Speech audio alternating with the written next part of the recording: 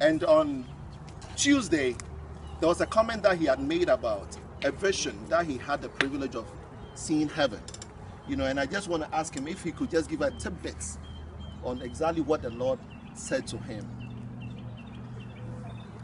Well, thank you, Adam Kweku, and I was just graciously, Lord, just by His grace, on August 5th, 2013, I was in the early hours of the morning, and I was given the grace of seeing a portion of heaven, and amongst a lot of things that were revealed and contacts that I made, one particular thing that stood out was the fact that there was a long line of survival kits, what looked like backpacks, briefcases, and stuff like that, and it had names on there. So, the one that had my name was pulled out, and once it was pulled out, I was told a number of things about that. One particular thing being that what I've been given to do now really is pertinent to my survival to start with, and then of course, our survival in the times that we're coming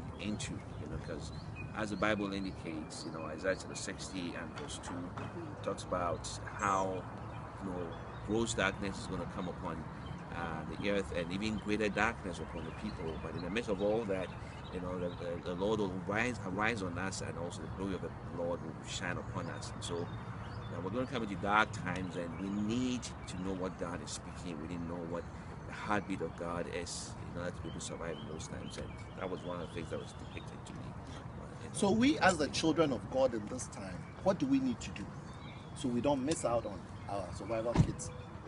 I think that one of the key things we can do and we need to do really is to get closer to the Lord and to long to hear from Him on a regular basis.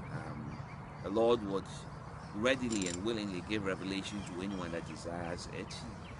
The Lord's always speaking. He has a lot to tell us.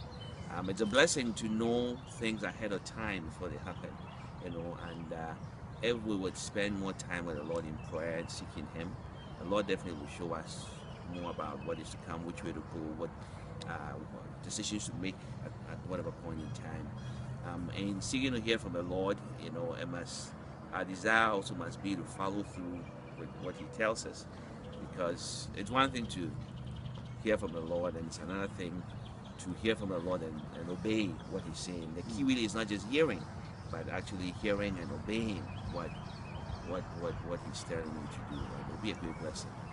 You see, this is the wonderful messages and things that you'll be hearing when you come to our next conference, which is on June 13th and 14th. Definitely somebody who has had the privilege of seeing heaven, you cannot miss not to hear from such a wonderful man of God. So, hey, we look forward to seeing all of you, 13th, 14th June.